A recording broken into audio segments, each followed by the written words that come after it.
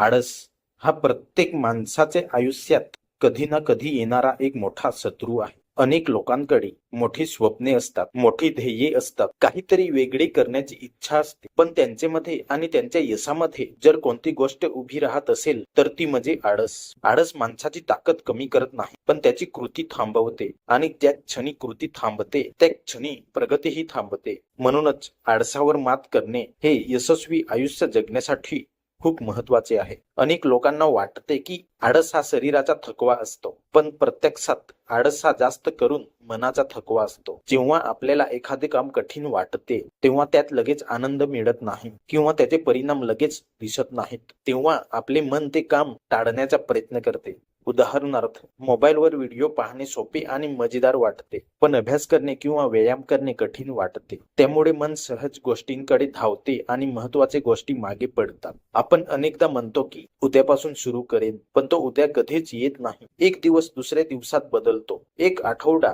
दुसऱ्या आठवड्यात बदलतो आणि हळूहळू महिने निघून जातात. शेवटी आपण मागे वळून पाहतो तेव्हा लक्षात येते की आपण खूप वेळ वाया घालवला आहे. म्हणूनच जीवनात बदल घडवायचा असेल तर योग्य वेळेची वाट पाहू नका, कारण योग्य वेळ कधीच येत नाही. आपण सुरुवात करतो तोच योग्य वेळ असतो. आळसावर मात करण्याचा सर्वात प्रभावी मार्ग म्हणजे कृतीची सुरुवात करणे. सुरुवात लहान असली तरी चालते. जर तुम्हाला रोज 1 तास व्यायाम करायचा असेल आणि ते जमत नसेल तर फक्त 5 मिनिटे चालण्यापासून सुरुवात करा. जर 3 तास अभ्यास करणे अवघड वाटत असेल तर फक्त 10 मिनिटे पुस्तक उघडा, कारण सुरुवात हीच सर्वात कठीण गोष्ट असते. एकदा सुरुवात झाली की पुढचा प्रवास सोपा होत जातो. आजच्या काळात आळस वाढवणारी सर्वात मोठी गोष्ट म्हणजे मोबाईल आणि सोशल मीडिया.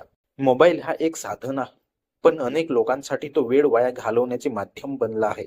आपण फक्त 5 मिनिटे मोबाईल वापरू असे ठरवतो, पण कधी 1 तास निघून जातो हे कळतही नाही. ते 1 तासात आपण एखादे नवीन कौशल्य शिकू शकलो असतो, व्यायाम करू शकलो असतो किंवा आपल्या ध्येयाच्या दिशेने एक पाऊल पुढे टाकू शकलो असतो. त्यामुळे मोबाईलचा वापर मर्यादित ठेवणे आवश्यक आहे. आळशीपणावर मात करण्यासाठी शिस्त खूप महत्वाची आहे. अनेक लोक प्रेरणेची वाट पाहतात. त्यांना वाटते की एक दिवस खूप प्रेरणा मिळेल आणि मग ते काम सुरू करतील, पण सत्य हे आहे की प्रेरणा कायम राहत नाही. काही दिवस आपण खूप उत्साही असतो आणि काही दिवस अजिबात नसतो. जर आपण फक्त प्रेरणेवर अवलंबून राहिलो तर आपली प्रगती थांबेल. म्हणूनच शिस्त आवश्यक आहे. शिस्त म्हणजे मन तयार असो वा नसो, आवश्यक ते काम करत राहणे. यशस्वी लोक आणि सामान्य लोक यांच्यामध्ये सर्वात मोठा फरक प्रतिभेचा नसतो, तर सवयीचा असतो. यशस्वी लोक रोज थोडे थोडे काम करतात. ते रोज स्वतःला सुधारण्याचा प्रयत्न करतात. ते मोठ्या यशाचा विचार करत नाही, तर रोजच्या छोट्या प्रगतीवर लक्ष केंद्रित करतात.